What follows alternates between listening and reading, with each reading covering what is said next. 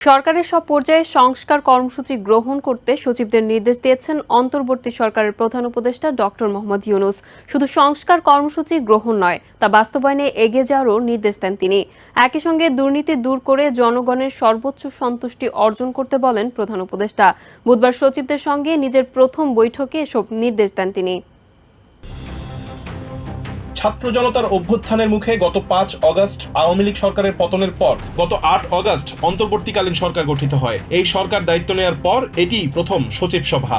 রাজধানীতে বুধবার প্রধান উপদেষ্টার কার্যালয়ে প্রায় সব সচিবের উপস্থিতিতে এই সভা অনুষ্ঠিত হয়। এর আগে নিজের অধীনে থাকা মন্ত্রণালয় ও বিভাগের সচিবদের সঙ্গে বৈঠক করেছিলেন প্রধান উপদেষ্টা ডক্টর মোহাম্মদ ইউনূস।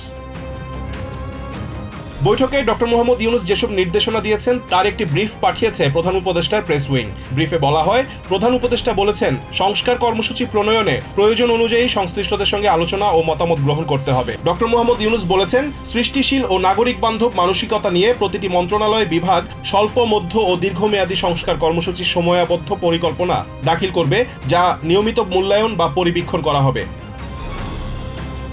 সচিবদের উদ্দেশ্যে প্রধান উপদেষ্টা বলেছেন, নতুন বাংলাদেশ গড়ার জন্য গদবাঁধা চিন্তাভাবনা থেকে বেরিয়ে চিন্তার সংস্কার করে সৃজনশীল উপায়ে জনস্বার্থকে সর্বোচ্চ গুরুত্ব দিয়ে সরকারি কার্যক্রম পরিচালনা করতে হবে।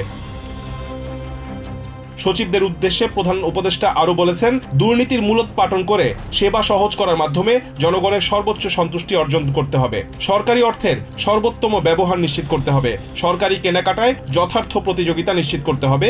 একই সঙ্গে স্বচ্ছতা ও জবাবদিহি নিশ্চিতে বিদ্যমান প্রতিবন্ধকতাগুলো দূর করতে হবে। এছাড়াও ডক্টর ইউনূস বলেছেন, জুলাই অগাস্টের গণ অভ্যুত্থানে ছাত্র জনতা বৈষম্যহীন মানবিক দেশ গড়ার যে প্রত্যয়, যে ভয়হীন চিত্ত উপহার দিয়েছে, তার ওপর দাঁড়িয়ে থেকে বিবেক ও ন্যায়বোধে উজ্জীবিত হয়ে নিজ নিজ ক্ষেত্রে সততা, নিষ্ঠা ও জবাবদিহি নিয়ে নতুন বাংলাদেশ গড়তে হবে। ছাত্র জনতার অভ্যুত্থানে সৃষ্ট নতুন বাংলাদেশ নিয়ে বিশ্বজুড়ে যে আগ্রহ, ইতিবাচক ধারণা তৈরি হয়েছে, দেশের স্বার্থে তা সর্বোত্তম উপায়ে কাজে লাগাতে হবে। রিজওয়ান কাদের, TPN24 news desk. New York থেকে সম্প্রচারিত TPN24 টেলিভিশন বিশ্বজুড়ে বাঙালির কণ্ঠস্বর।